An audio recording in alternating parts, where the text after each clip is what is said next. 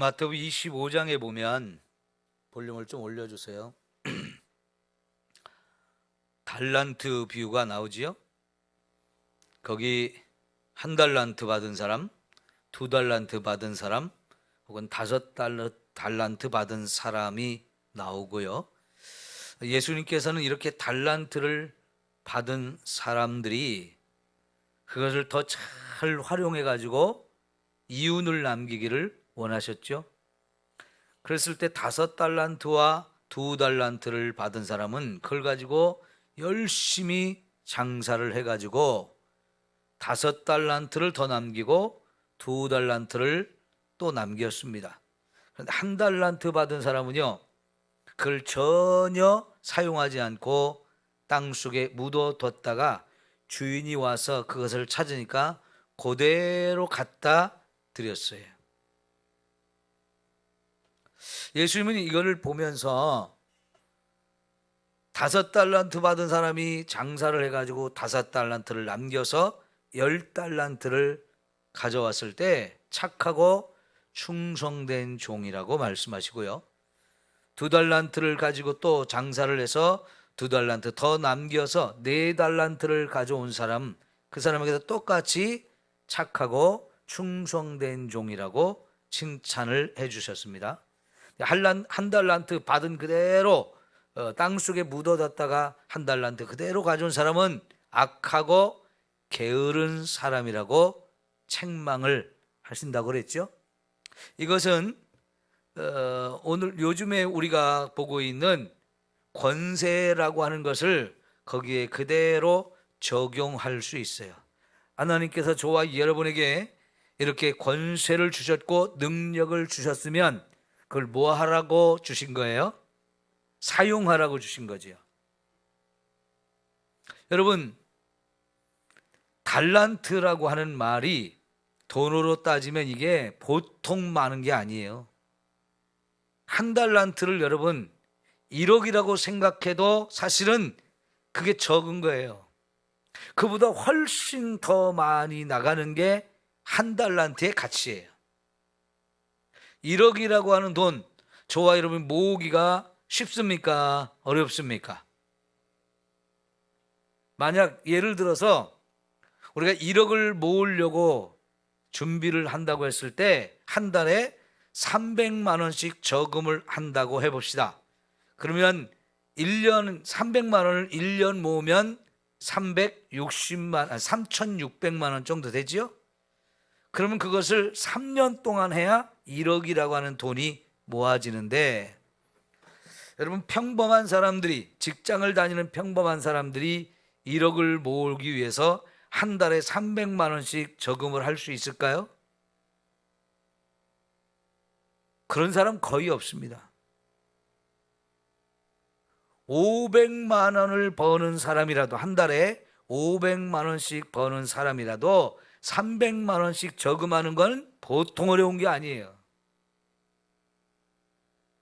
그렇다고 하면 1억이라고 하는 가치가 엄청난 액수라는 걸 우리가 알 수 있는데요. 그러니까 한 달란트, 두 달란트, 다섯 달란트를 받았다고 했을 때 이게 정말 작은 것이 아니고요, 엄청나게 크다는 생각을 우리가 해야 되고요.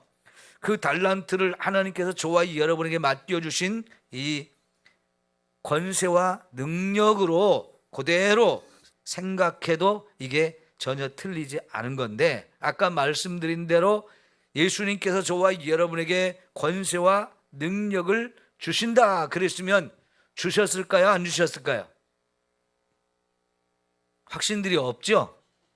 줬는지 안 줬는지, 받았는지 안 받았는지, 이게 지금 확신이 없단 말이에요. 그리고 이 확신이 없으면 여러분이 사용할 수 있겠어요? 없겠어요? 없죠. 그게 얼마나 대단한 것인데도 불구하고 그 어마어마하고 엄청난 것을 저와 여러분에게 주셨다는데, 이게 받았는지 안 받았는지 긴가민가해요. 예를 들어서 여러분에게 하나님이 내가 1억 줄게, 2억 줄게, 5억 줄게 이렇게 해서 주신다고 하면 이건 눈에 보이는 거니까 어휴 이거 어마어마한 걸 주셨다, 정말 큰 걸 주셨다 확 느껴질 텐데, 이 권세와 능력이라는 게 손에 잡히는 것도 아니고요, 느껴지는 게 아니란 말이죠. 이게 금덩어리라고 하면 이걸 하나씩 혹은 2개씩 5개씩 줬다고 하면 느낌이 확 올 텐데, 그지? 근데 주님이 이 권세와 능력을 주셨다고 했을 때 사실 이게 우리 지금 느낌이 안 와요.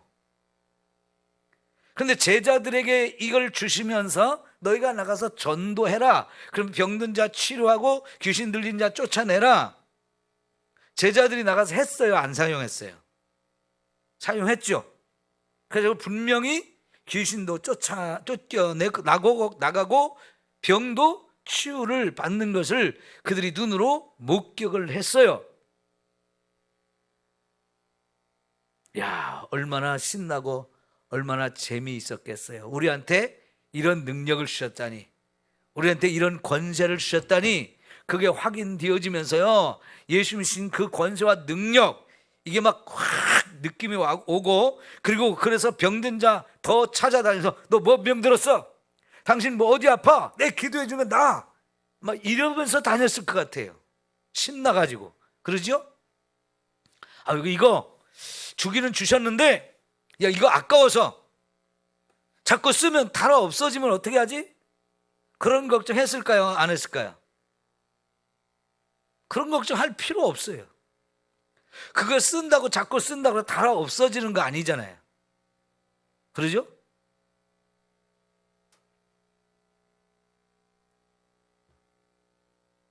달란트를 맡겨 주었을 때는 그걸 가지고 사용해서 이윤을 남기라고 하는 주인의 뜻이 있었어요.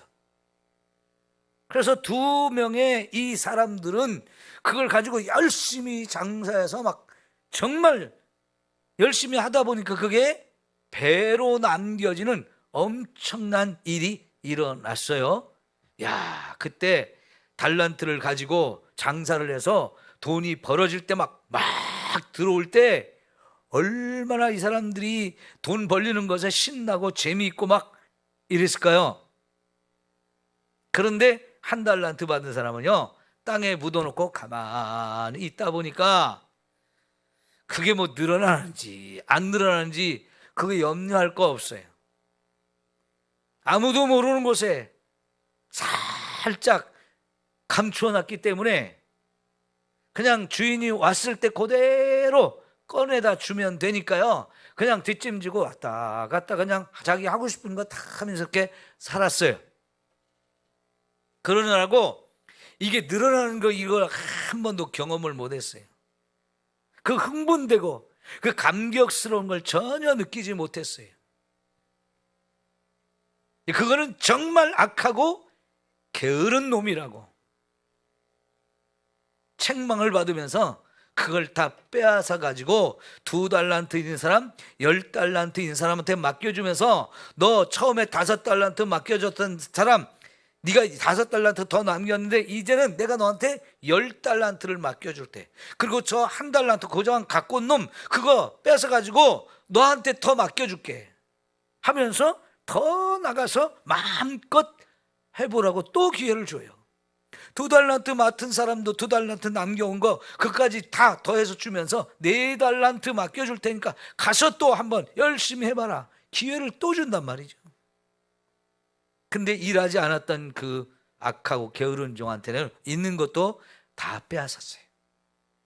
그러면 여러분, 예수님께서 저와 여러분에게 권세와 능력을 주셨음에도 불구하고 사용하지 않는 성도라면 그거 걷어가시겠어요? 안 걷어가시겠어요? 단순히 걷어가시는 것만으로도 끝나지 않고요, 우리는 책만 받습니다. 너 악하고 게으른 종아, 이럴 수 있어요. 저와 여러분이 그렇게 살면 안 되겠죠?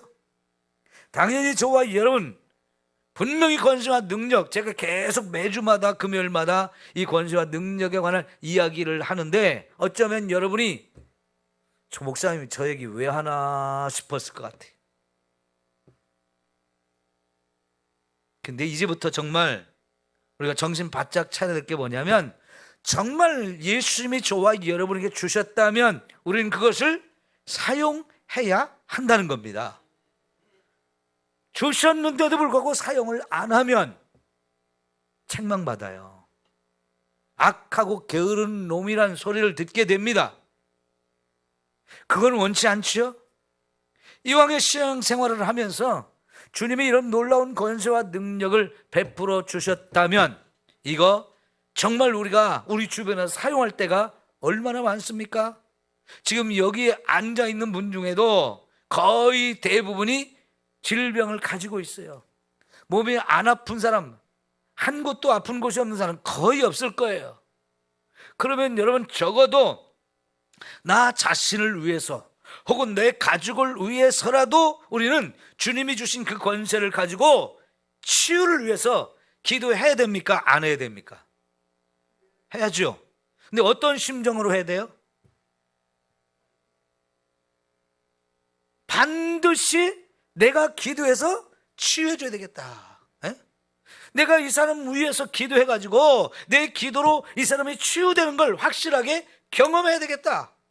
그런 마음으로 해야 되겠어요? 아니면 날든지 맞들든지 뭐 이렇게 해야겠어요? 그건 그건 말도 안 되는 얘기죠. 여러분이 병이 있어서 병원에 의사를 찾아갈 때 마음이라면 꼭 가서 치유받고 싶은 마음으로 가는 거죠. 치유할 것에 대한 확신을 가지고 돈도 지불하는 거잖아요. 그런데 의사가 성의가 없이 한다, 뭔가 실력이 없어 보인다, 그러면 여러분 어때요? 세상에 많고 많은데 병원인데 뭐 그 병원 다시 가겠어요? 안 가겠어요? 안 갑니다. 다른 병원을 찾아가죠. 다른 병원이 돈을 좀 많이 요구하는 병원이라 할지라도 내 병을 치유할 수 있다는 확신이 있고 믿음이 있으면 비싸도 가야 돼요. 왜요? 질병으로 고통받는 건 너무 힘드니까요. 그런데 그 질병을 치유할 수 있는 권세와 능력을 누구한테 줬다고요? 예? 그래요. 그게 중요한 거예요. 나한테 주셨다는 거예요. 다시 한번 묻습니다. 하나님이 여러분에게 그 권세와 능력을 주셨을까요? 안 주셨을까요? 확신을 가지시라는 얘기예요.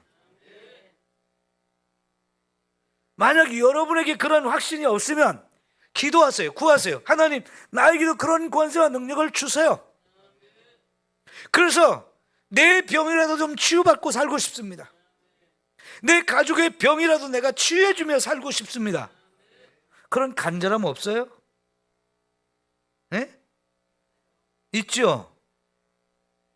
그게 중요한 거예요. 주님 그래서 그런 권세와 능력을 우리에게 주신다라고 말씀을 하셨어요. 그게 이것처럼 눈에 보이는 것도 아니고 손에 잡히는 게 아니지만 제자들은 예수님이 그렇게 권세 주셨다는 거 믿고 또 나가서 전도하면서 이 권세 사용해라 했을 때 정말 담대함으로 가서 전도를 했고 전도하면서 병든 자 보면 기도해 줬어요. 그런데 나았어요? 안 나았어요? 나았어요. 그러므로 인해서 주님이 내게 분명히 이 권세를 주셨구나, 이게 확인됐잖아요. 그죠? 그럼 그 다음부터 어떻게 하겠어요? 의심하겠어요? 안 하겠어요? 그건 의심 더 이상 안 하죠. 처음에는 다 의심할 수도 있어요. 정말 주셨을까? 정말 나을까? 그러나 적어도 기도를 해봐서 기도를 통해서 치유되는 게 확인되어지면 그때는 의심할 게 없는 거잖아요. 예, 여러분 이젠 그런 믿음을 가지고 여러분 자신을 위해서 그리고 여러분의 가족을 위해서 한번 기도해 보세요. 그런데 한번 기도해서 안 나왔다고 하나님 나 안 주셨나 봐, 이러지 말라고요. 적어도 우리나라 사람들은 3세판을 하잖아요. 그죠? 가위바위보 해가지고 지면 야 그래도 3번을 해야 된다고 그렇게 얘기하잖아요. 그러니까 여러분, 1번, 2번 기도해서 안 났다고 포기하지 말고 적어도 나을 때까지 한번 해보는 게 필요해요. 요즘에요, 애들이 굉장히 일찍 어린이집 뭐 유치원 이런 데를 보내거든요. 3살짜리를 유치원에 보냈더니 얼마 안 있더니 남자친구 생겼고 여자친구 생겼대요. 그래가지고 야 정말 너 남자친구 생겼어? 여자친구 생겼어? 하고 엄마 아빠가 궁금해가지고 놀라가지고 물어본대요. 맞다고, 내가 남자친구 생겼고 여자친구 생겼다고 그런대요. 그럼 너 걔 사랑하니? 사랑한다고. 정말이야? 아이고 엄마 아빠 내가 1~2살인 줄 아냐고. 3살 먹었다는 거예요. 1~2살 어린애인 줄 아냐고. 그러면서 걱정한대요. 여러분, 우리가요 이 믿음 갖는 게 굉장히 중요해요.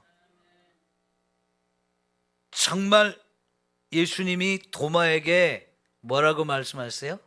너는 꼭 보아야 믿느냐고 그랬죠. 부활하신 예수님을 네 눈으로 똑똑히 보고 네가 손으로 예수님의 그 못자국 난 거, 창자국 난 거 만져보고 손가락을 넣어봐야만 너 정말 믿는다고 큰소리 쳤는데 꼭 그렇게 보고 만져봐야 믿냐? 보지 않고도 믿는 자가 진짜 큰 믿음을 가진 사람이다, 이렇게 주님이 말씀하셨어요. 여러분, 예수님에게 와서 자신의 질병을 치유해달라고 했던 사람들, 예수님이 꼭 확인한 게 뭐냐면 내가 너를 깨끗하게 하고 내가 너를 치유할 것을 믿니? 라고 확인하셨어요. 그때마다 치유받은 사람들은 한결같이 내가 믿습니다 했어요. 내가 믿나이다. 그것이 확인되어졌을 때 예수님이 기도를 해줬어요. 그 병을 치유해줬어요. 예수님에게 그 능력이 있다는 걸 많은 사람들이 이제 확인을 했거든요. 그런데 그 예수님이 이제 내가 가진 이 능력 너희에게 줄 테니까 너희도 가서 기도해서 병든 자 치유하고 그리고 가서 귀신을 쫓아내라 하면서 이 권세와 능력을 우리에게 주신다라고 분명히 약속하셨으면 우리 믿어야죠. 자, 여러분 다시 한번 믿음을 가지세요. 내게 그런 권세와 능력 주셨다는 믿음을 가지세요. 예? 그러면 우리 마미경 집사님, 김협자 권사님한테 나 여기 아픈데 치유를 해서 기도해달라고 할 수 있어요? 없어요? 있어요? 갈 때 믿음을 갖고 가야죠. 우리 권사님 머리가 하얗게 됐는데 요새요 아줌마라고 부르면 칼 맞을 수 있어요. 서울의 지하철에서 60대 할머니가 30대 젊은 여성에게 아줌마라고 했다고 칼을 꺼내서 찔렀어요. 뉴스에 나왔죠. 그러니까 아줌마 소리 요새 잘못하면 큰일 나요.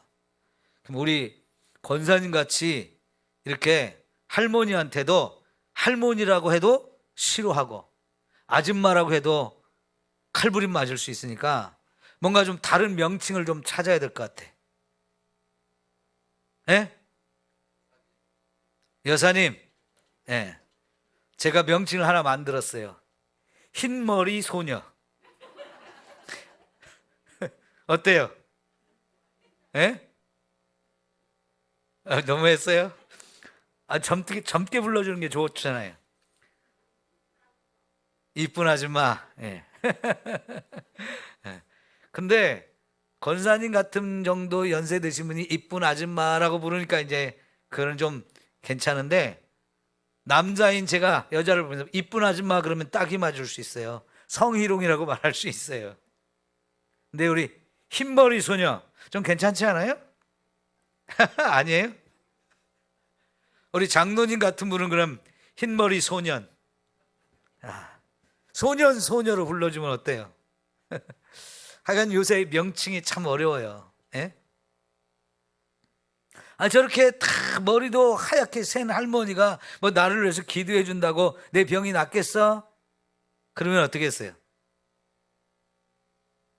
이거는 믿음이 없기 때문에 서로가 안 되는 거예요. 내 가족부터 먼저 내가 기도를 통해서 병이 치유되는 걸 경험하게 되면 나한테도 이런 권세 주셨네, 이런 권세 나한테 주셨어, 확인이 되죠? 그러면 어때요? 다른 사람을 위해서도 우리가 기도해 줄 수 있는 확신이 생겨요. 이거요, 하나님이 줬다 뺏었다 하시는 분 아니에요. 물론요, 걷어가실 때도 있어요. 그죠? 걷어가실 때도 있지만 이왕에 하나님이 좋아요, 여러분에게 이걸 사용해서 복음을 전하고 영혼을 구원하고 너무나 좋은 일이고 너무나 아름다운 일이잖아요. 아무나 할 수 없는 일이잖아요. 예수 믿는 저와 여러분에게 주신 일이고 그걸 통해서 영혼을 구원하는 놀라운 일을 하라고 주셨으니까 이거는 저와 여러분이 적극적으로 사용하고 적극적으로 이걸 가지고 전도하면서 영혼 구원하는 일을 감당해야 할 줄 믿습니다. 너무너무 중요한 일이란 말이에요. 자, 그러면 이걸 이제 사용할 때 제대로 사용하는 걸 배워야 돼요. 어떻게 사용하는 것이 제대로 사용하는 것인가? 여러분, 예수님도 이 권세와 능력을 아버지 하나님으로부터 받고 성령 하나님으로부터 받았어요.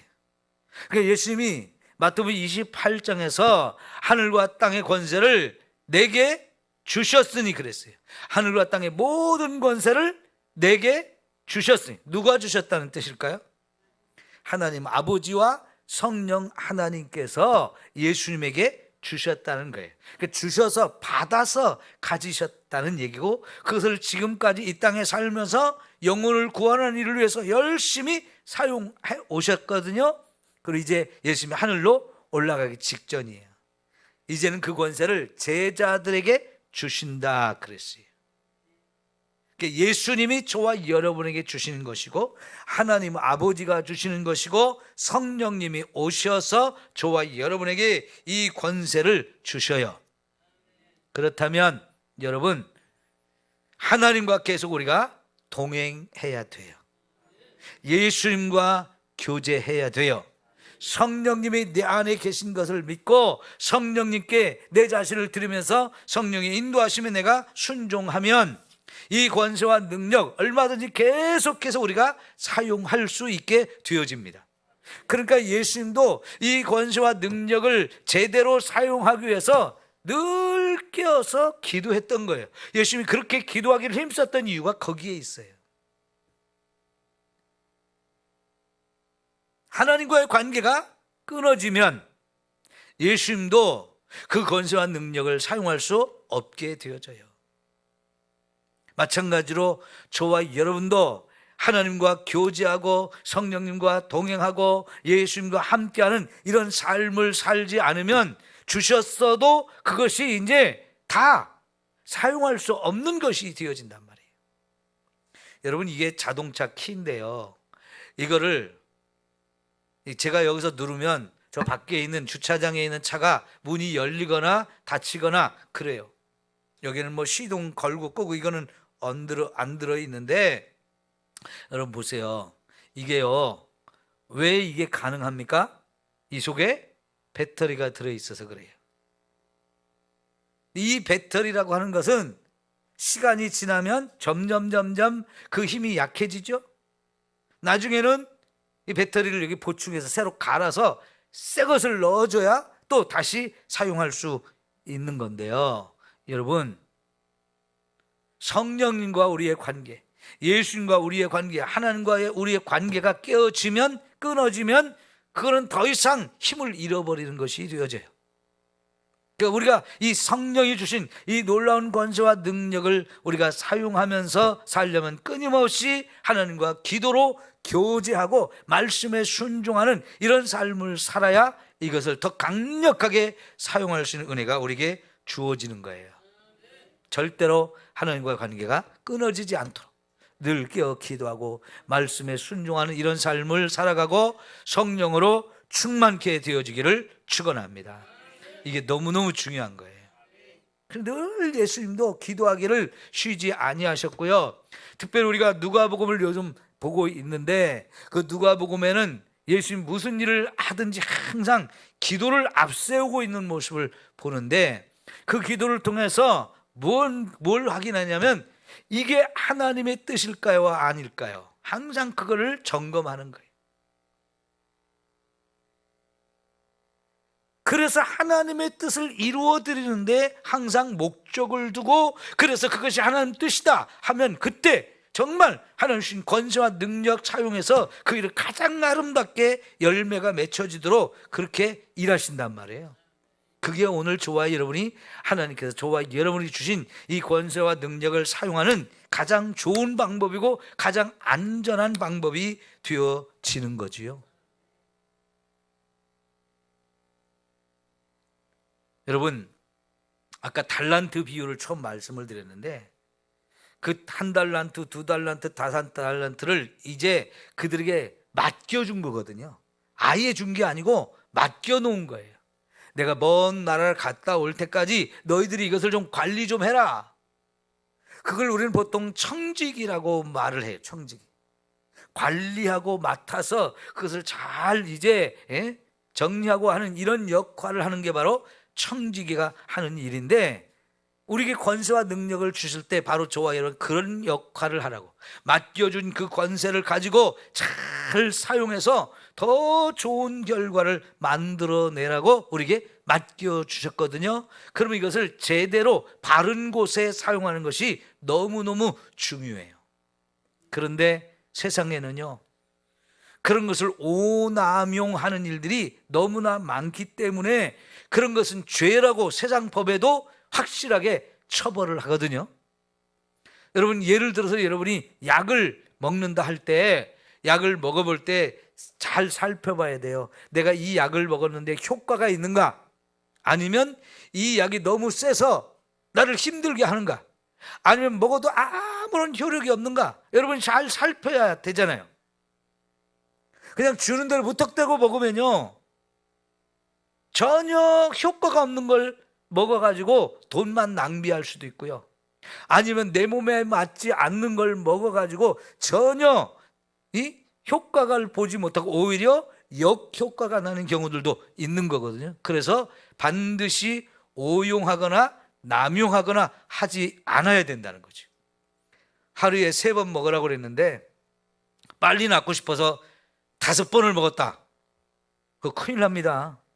그죠? 저는 진통제가 좀 잘 안 맞아요. 타이레놀, 개보린 이런 거 먹으면 눈이 막 부어올라 가지고 힘들어요. 아주 힘들어요.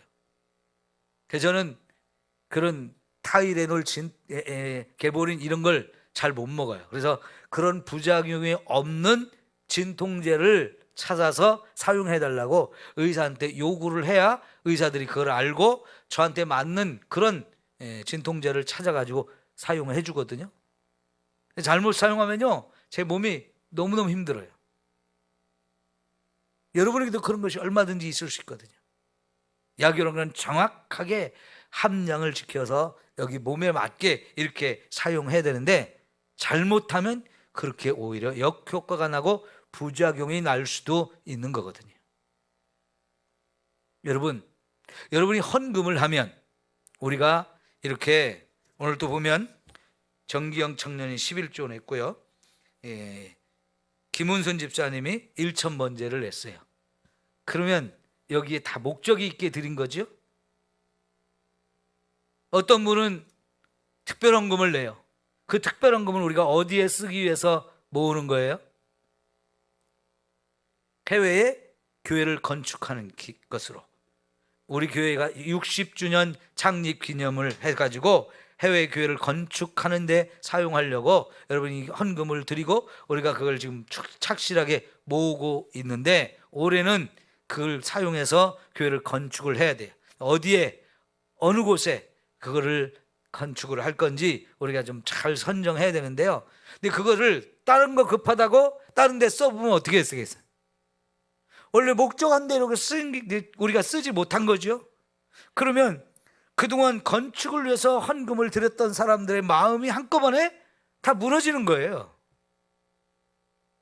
절대로 하나님께 우리가 이런 목적을 가지고 드리는 헌금들 다른 데에 사용하면 안 되는 거예요. 그래서 항상 교회에서 헌금을 여러분이 드리면 그거를 특별한 목적을 따라 구분을 해요. 건축 헌금인지 차량 헌금인지 전도 헌금인지 사랑의 헌금인지 이런 걸 다 구분해서 탁탁탁 구분해서 정리해가지고 그 목적에 맞게 사용하고, 그래서 이제 우리가 재직회를 하면 그 여러분이 드리는 헌금들을 다 이제 보고를 하잖아요.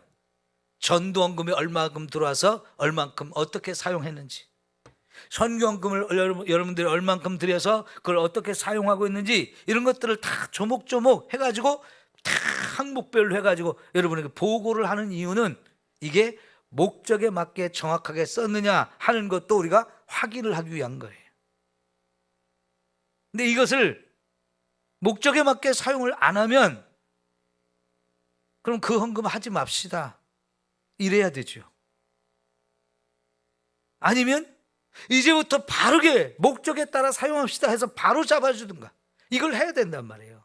근데 이걸 그냥 생각도 없이 목적이고 뭐고 상관없이 그냥 필요한 대로 아무 돈이나 갖다 팍팍 쓰면 이거는 절대로 맞을 수가 없는 거예요.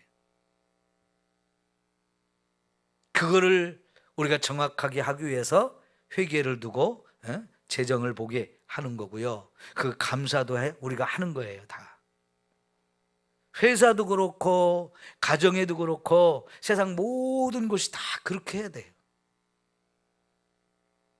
여러분도 보면 돈 관리를 잘 하시는 분들은 통장이 여러 개가 있어요. 목적에 따라서.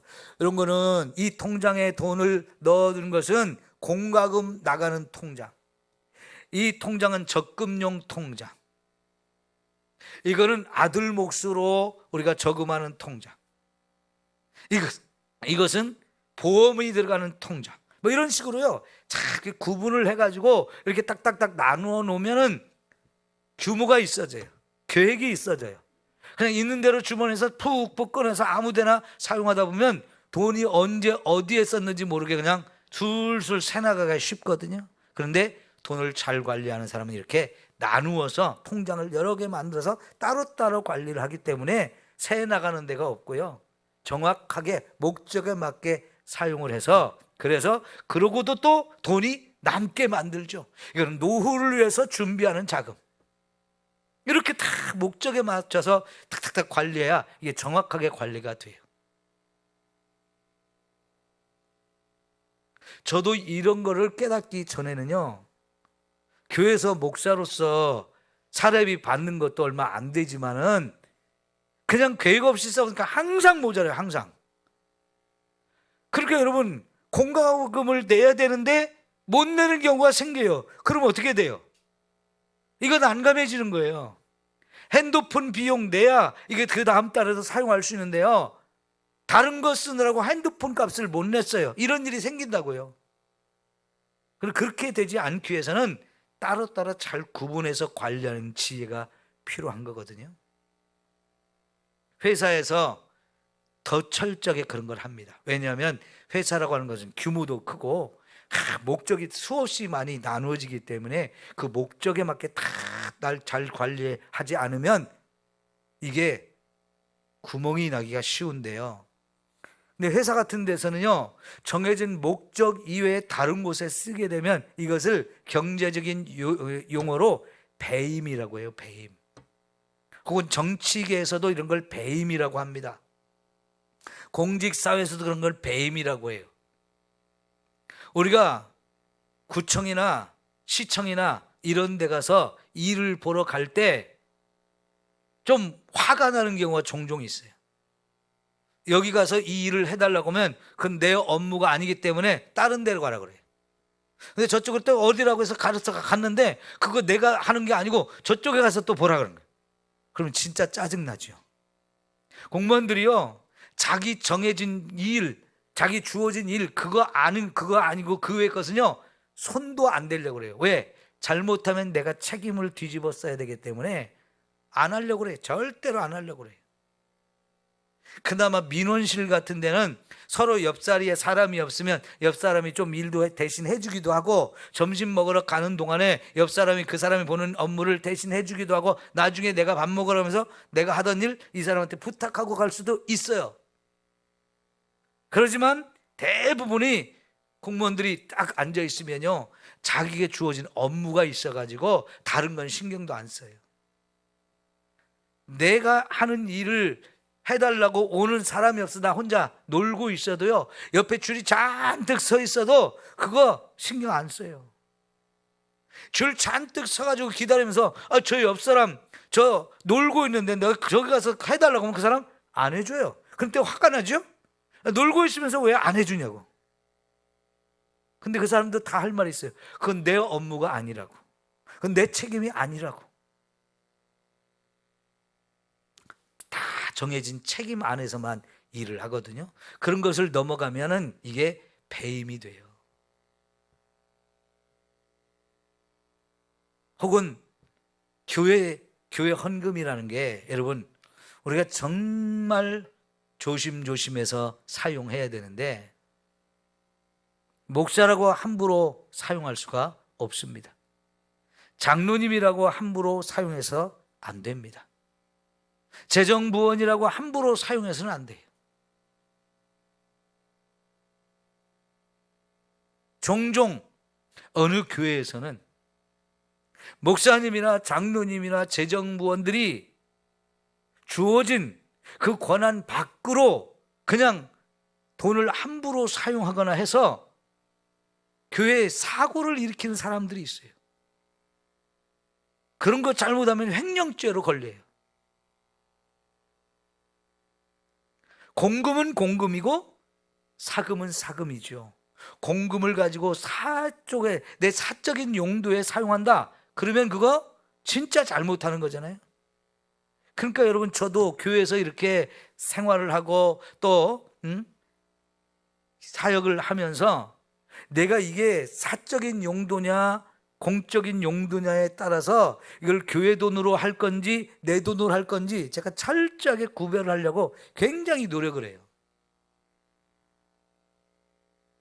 사실은 여러분이 주방에서 일을 할 때 보면 음식을 만들면서 제일 먼저 이거는 목사님 거 하고 구별해 주시는 건 참 고맙고 감사한 일이고 너무너무 소중한 마음인 거 압니다. 그런데 그렇게 주시는 거 말고 내 간장 떨어졌다고 교회 주방에 가서 간장 갖다 내 집에서 사용하고 그러면 되겠어요? 안 되겠어요? 여러분 그거는 내 것이 아니에요. 교회 공용이에요. 교회 주방에서 음식을 잔뜩 해가지고 우리 같이 나눠 먹는 거 괜찮은 일이지만 꼭 굳이 그걸 집에까지 꼭 싸가려고 한다면 그거는 사적인 욕심이 거기 들어갈 수 있어요. 이런 거 참 조심해야 되는 거예요. 그게 저는 정말 그런 걸 철저하게 제 자신이 구별하려고 노력을 해요. 여기서 쓰는 화장지 하나도요, 제가 집에서 쓰는 걸 가져오면 가져왔지 교회에서 쓰는 걸 집으로 가져가서 사용하지 않습니다. 그 작은 것 하나라도 함부로 하려고 하지 않아요. 작은 것에서 그냥 우리가 에이 이까짓 것 하면서 스스로가 이걸 허물어 버리면 점점 그게 커져서 큰 것도 함부로 하게 될 수 있기 때문에 그런 걸 참 조심해야 돼. 하나님 주신 권세와 능력이라는 것도 결국은 하나님의 목적에 맞게 하나님의 뜻을 위해서 사용해야지 자기 자신을 위해서만 사용한다, 이거는 맞지 않아요. 아까 제가 하나님이 저와 여러분이 주신 이 권세와 능력을 가지고 내 자신의 질병을 해서 기도하는 것은 그건 사실은 사적인 것이라고 사람들이 말할 수 있을지 모르지만 그거는 그렇게까지 할 거는 없어요. 우선 나부터 치료를 받는 걸 자꾸 경험해야 점점 더 확신이 생겨지고 점점 더 다른 사람을 위해서 쓸 수 있는 그런 은혜가 주어지는 거기 때문에 나와 내 가족들을 위해서 먼저 자꾸 기도하는 게 필요해요. 근데 이걸 돈을 버는 쪽으로 사용하면 안 되는 거지. 예전에는요, 성령의 은사로 신유의 은사를 받은 사람들이 꽤 많았죠. 근데 요새는 왜 이렇게 신유의 은사를 받은 사람이 없을까요? 그러죠? 예전에는 많았는데 요즘은 참 없죠? 왜 그럴까요? 첫째는 우리가 구하지 않아서 그래요. 둘째는 우리가 믿음이 없어서 그래요. 이제도 여러분, 저와 여러분이 이런 병 고치는 은사와 능력 하나님께 자꾸 구해야 됩니다. 그리고 그것을 자꾸 적극적으로 사용해서 정말 서로 섬기고 영혼을 구원하고 그렇게 하나님의 뜻을 이루어가는 저와 여러분이 되어지기를 축원합니다. 근데 문제는 이렇게 하나님이 귀한 권세와 능력을 주셨을 때 그것을 나의 돈벌이 목적으로 사용하는 사람들이 예전에는 있었어요.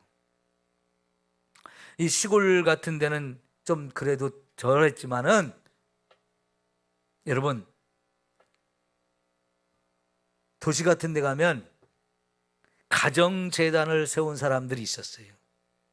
기도 많이 하다가 하나님의 은사를 주셔가지고 신유의 은사를 받아가지고 사람들을 위해서 기도하면 병이 착 잘 낫는 그런 일들이 생기다 보면 이 사람 저 사람 소문이 나가지고 와서 자꾸 기도해달라고 하면서 때로는 돈 봉투를 가지고 와요.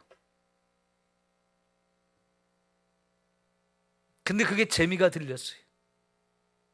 그래가지고 아예 교회는 안 가고 자기 집에서 예배를 드린다고 거기를 가정재단이라고 말하고 이제 사람들이 자기한테 와서 기도받으면서 거기서 예배 드리는 걸 원하는 사람들이 있었어요.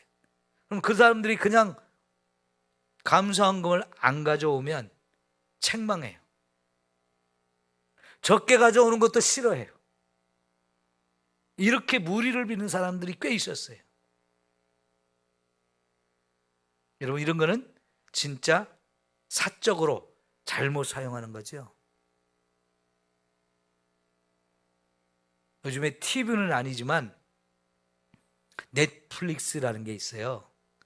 전 세계적으로 영화라든가 드라마라든가 무슨 가요를 이제 가수들이 노래 부르는 영상이라든가 여러 가지 이런 것들을 찍어서 전 세계로 판매해가지고 핸드폰이나 TV나 컴퓨터나 이런 걸로 볼 수 있는 그런 게 있거든요. 넷플릭스라고 하는 거. 거기에 요새 우리나라 MBC PD들이 만들어가지고 넷플릭스에 돈을 받고 이렇게 거기다 팔아 넘겨서 거기서 전 세계로 방영하는 굉장히 무서운 게 하나 떴는데요. 나는 신이다, 내가 신이다 하는 이 제목을 가진 영상물이에요. MBC의 PD 수첩이라는 거 있잖아요. 그거 만드는 사람들이 만든 영상물인데요. JMS 정명석이라는 사람의 그 여신도들을 막 수없이 성폭행하고 성추행한 사건, 만민중앙교회 이재롱 목사가 성추행한 사건, 예전에 대전에서 오대양 사건이라고 있었죠.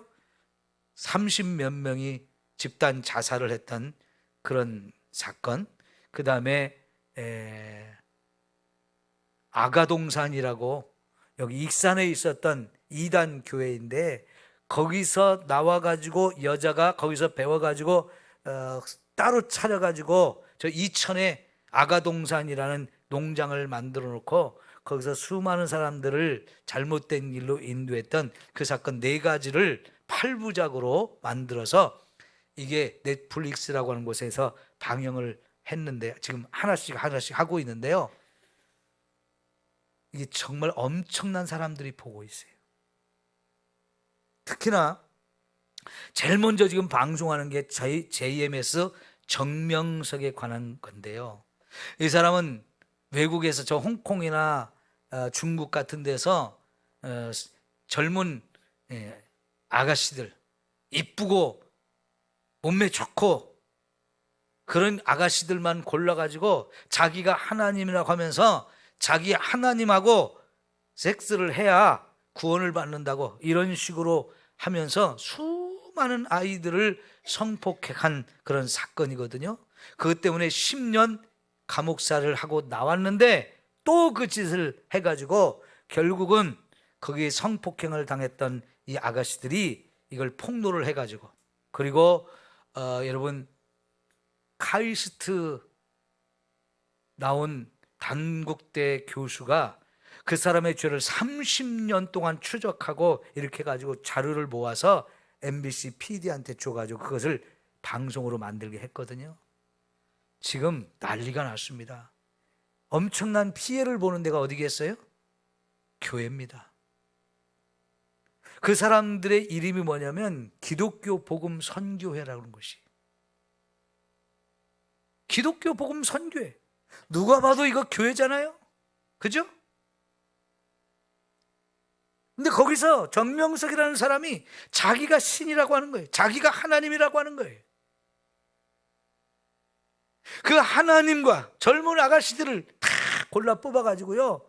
별장 같은 데로 데려다 놓고 그래서 자기 마음껏 그 아이들을 그냥 성폭행을 해버리는 거예요.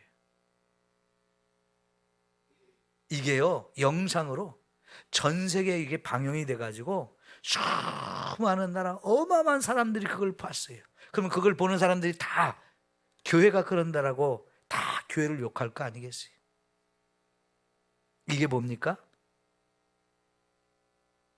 하나님이 우리에게 주시는 권세를 잘못 사용하는 건데요. 그 사람들은 처음부터 권세를 주시지 않았지만 그 권세를 받은 것처럼 행세하면서 수많은 사람들에게 거짓말로 미혹하고 유혹해서 그렇게 빠지는데요. 사실 이렇게 새학기가 되면 예전엔 대학교에서 너무너무 이런 이 이단들의 활동이 심해가지고 수많은 아이들이 대학교 가면서 특히나 시골에서 도시로 이렇게 대학을 가면서 기숙사 들어가고 자취방 없고 하숙방 이런 데서 혼자 부모님 떠나서 이렇게 생활하는 아이들을 다 노려가지고요. 그런 아이들 엄청나게 이단으로 빠졌어요. 지금도 그게 그런 활동이 새학기마다 엄청나게 벌어지고 있어요. 우리 젊은 이제 막 대학교 들어간 1학년, 2학년, 3학년 학생들이요. 정말 이런 거 조심하게 여러분 가르쳐야 되는데요. 동아리 활동 아무 데나 가서도 안 되고요. 어디 성경 공부한다 이런 데 아무 데 가서도 안 돼요. 정말 그런 것은 교회에 가서 제대로 된 교회를 찾아가서 거기서 신앙생활을 해야지 시골에서 열심히 신앙생활하다가 도시 가가지고 나 교회 찾아가야 되는데 대학교 안에서 뭐 신앙 동아리 이런 거 잘못 들어갔다는요 자기도 모르게 이단에 빠진 애들이 너무나 많아요. 근데 그런 사람들의 특징이 뭐냐? 너무나 잘해주는 거예요. 인간적으로 너무너무 잘해주는 거예요. 세상 그 어떤 사람들한테도 받을 수 없는 사랑과 관심과 섬김 이런 것들을 받으니까요 그냥 너무 좋아서 그냥 푹 빠져버리는 거예요. 근데 나도 모르게 수렁에 푹 빠진 거예요 그게. 요즘에는요 중고등학교에도 그런 동아리를 만들어서 아이들을 미혹하는 일이 점점 더 많아지고 있다는 거예요. 신천지, 여호와증인, 하나님의 교회, 그런 JMS 이런 데 통일교 하여튼 이단들은요 이 신학기 때 엄청나게 활동을 해요. 우리 아이들 정말 이런 데 넘어가지 않도록 잘 조심조심 해줘야 되는데요. 그 이단들은 꼭 뭐라고 가르치냐면 네가 지금 이렇게 성경 공부하는 거, 우리 만나는 거 절대로 부모님한테 얘기하지 마라. 근데 그걸 또 그대로 또 받아들여요, 아이들이. 그래서 알았을 때는 도저히 빠져나올 수 없을 지경이 되어버리는 거예요.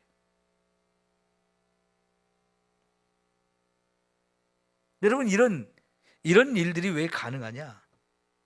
하나님이 주신 권세도 없으면서 권세가 있는 것처럼 자기를 속이면서 위장하고 얼마나 사람들을 속이고 이렇게 영혼을 파멸의 길로 끌고 가는지요. 정말 그런 일이 너무나 무섭고 많은데요. 하나님이 주신 권세를 잘못 사용하는 사람들로부터 그런 것들이 시작되는 거예요.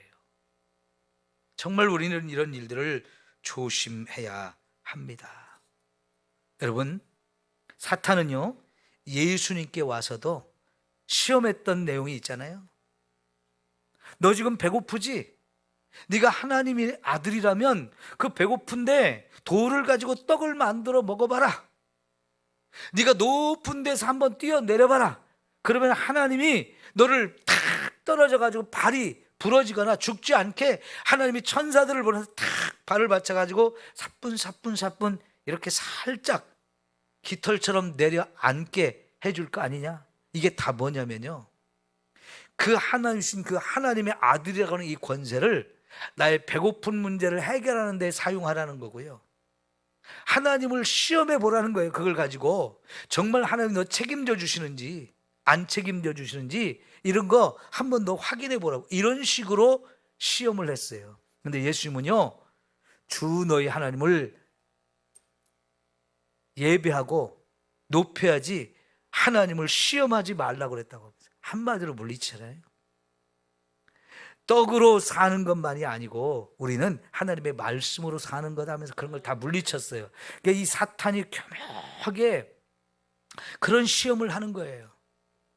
어떤 사람이요, 성경을 읽다가 은혜를 받아가지고요, 야, 예수님이 바다 위를 물 위로 걸었다고, 베드로도 물 위로 걸었다고, 하나님 나도 물 위를 걸을 줄 믿습니다. 내가 그 권세 주신 걸 믿습니다. 내가 오늘 바다로 가서 물 위를 걷겠습니다. 믿음을 갖고 걷겠습니다. 바다로 갔어요.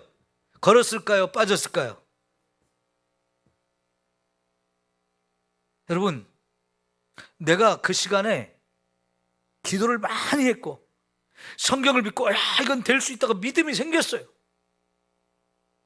그래서 나도 예수님처럼 베드로처럼 물 위를 걸을 수 있다. 물 위를 걸은데 안 걸어져요. 왜 그럴까요? 그게 하나님 시험해 보려고 하거나 아니면 사람들이 다 보는 데서 내가 그것을 해가지고, 이야, 저 사람 대단하다, 이야, 박수 받고 막 영광 받고, 그런 욕심들이 우리 안에 있기 때문에 그래요. 그런데 여러분, 중국이라는 나라는 사람도 많지만 공산국가다 보니까 신앙생활하기가 너무 어려운 거예요. 핍박이 너무나 많은 거예요. 근데 예전에 그런 어마어마한 핍박 가운데서 신앙생활하는 가운데 어떤 신도에게 많은 기사와 표적을 나타낼 수 있는 놀라운 권세와 능력을 주셨다는 거예요. 그런데 실제로 수많은 사람이 보는 앞에서 물 위를 걷는 일도 한 사람이 있다는 거예요. 그럼 왜 가능할까요? 그 시간에 그런 능력을 통해서 하나님이 살아계신 분이라는 것을 확실하게 드러내서 그 핍박 가운데서 막 두려워 떠는 사람들에게 용기를 주고, 우리가 가진 믿음은 이런 놀라운 능력과 권세가 있다는 걸 확인시켜주면서 아무리 핍박이 와도, 그래서 내가 죽는 한이 있어도 목숨 걸고 믿음을 지키게 하려고, 어려움 속에는 성도들을 믿음으로 도와주기 위해서 하나님이 필요하니까 그런 일도 하게 하시는 거지요. 그런데 내가 얼마나 큰 믿음의 사람인지 한번 봐봐. 나를 과시하고요, 내가 드러나서 명예를 얻고 부귀영화를 누릴 수 있는 이런 목적을 갖고 하게 되면 그건 100번에도 하나님이 일하실 수가 없어요. 그런데 사용하라고 하나님 주신 게 아니에요. 우린 정말 하나님 주신 이 놀라운 권세와 능력을 정말 하나님의 목적에 맞게, 하나님의 뜻에 맞게 그렇게 겸손하게 할 때 이게 하나님이 기뻐하시면서 그런 권세와 능력을 더 강력하게 부어주시고 우리를 통해서 하나님이 영광 받으시고 많은 영혼을 구원하는 이 놀라운 일을 이루게 하실 줄 믿습니다. 여러분, 사울 왕이 이스라엘의 초대 왕으로 하나님에 의해서 세워졌죠. 처음에는 그는 정말 겸손했어요. 다른 사람보다 키가 더 크고요, 정말 잘생겨가지고 처음에 왕으로 하나님이 세워준다 할 때 막 숨어가지고요 나오지도 않았어요. 그런데 왕으로 막상 세워진 다음부터 이 마음속에 욕심이 들어오고 교만해져 가지고요 어찌 됐습니까? 이 엉뚱한 데 사용하는 거예요. 자기 욕심을 차리고요, 이제 내가 왕인데 백성들한테 막 존경받고 인정받고 높임을 받는 그런 왕이 되려고요 막 전혀 잘못되게 사용하는 거예요. 어찌 됐습니까? 하나님에 의해서 그 왕권이 다 빼앗겼죠. 한순간에 하나님 걷어가셨어요. 하나님께서 아말렉 족속 다 진멸시키고 그들이 가진 모든 소와 양떼까지 다 죽이라고 했는데 백성은, 일반 백성은 죽이고 왕은 살려갖고 데려오고, 양과 소 중에서도 상당히 많은 걸 살려갖고 돌아왔어요. 왜요? 자기가 갖고 싶어서. 그리고 백성들이 다 보는 앞에서 그 아말렉 왕을 보기 좋게 죽여가지고 자기의 명예가 높아지게 하고 싶어가지고, 그런 인간적인 욕심들, 교만들이 들어오니까요 이게 변질되고 하나님 앞에 불순종하잖아요. 여러분, 불순종이 얼마나 큰 죄인지 우리는 알잖아요. 아담과 하와가 하나님의 말씀에 불순종해가지고 온 인류가 죄에 빠지고 죽음에 이르게 되고 온 세상이, 하나님 만든 그 아름다운 세상이 다 파괴가 되었어요. 그래서 오늘 우리가 삶이 이렇게 힘든 거예요. 근데 둘째 아담으로 오신 예수님은 순종으로 하나님의 뜻을 전적으로 다 이루어 드렸고요, 그래서 하나님이 기뻐하면서 그 예수님을 통해서 우리를 구원하기를 이루시는 거거든요. 그러니까 우리가 하나님 주신 이 권세와 능력을 정말 하나님의 뜻을 순종하며 하나님의 뜻을 이루면서 하나님께 영광이 되도록 사용해야지, 이렇게 어리석게 잘못된 곳에 사용하게 되면 결국은 나도 망하고 남까지 망하게 하는 일들이 자꾸만 벌어져요. 여러분, 하나님이 좋아 여러분에게 분명히 권세와 능력 주셨던 것을 믿으십시오. 오늘 우리 그걸 가지고 함께 기도합시다. 우리 각자를 위해서도 기도하고 우리 가족들을 위해서도 기도하고, 여기 우리 성도들도 지금 병으로 고생하시는 분들 많아요. 우리 박연순 집사님도 빨리 퇴원을 해야 되는데 아직 퇴원을 못하고 계시고, 또 임기래 권사님 암이 간에서 또 이게 생겨가지고요 또 하나님의 치유의 역사가 필요합니다.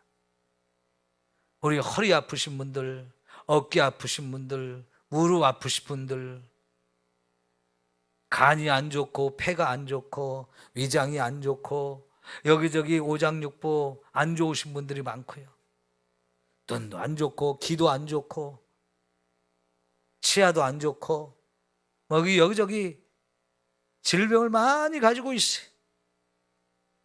오늘 저와 여러분이 서로를 위해서, 치유를 위해서 기도합시다. 적어도요 오늘 밤은 여러분과 여러분 가족들을 위해서도 기도하고, 내 곁에 있는 분들 5명 이상 여러분이 꼭 기도해 주세요. 많이 하면 10명 이상 해도 더 좋고요. 그래서 믿음 갖고 하십시오. 내가 기도할 때 하나님이 주신 이 권세로 얼마든지 우리가 치유받는다. 하나님이 치유하는 역사를 주셨다. 믿음을 가지고 진짜 간절하게 그 영혼을 사랑하는 마음을 가지고 우리 서로 기도합시다. 그럴 때 분명히 우리 안에 강력한 치유 역사가 일어나게 될 줄 믿습니다. 우리 한번 기도합니다.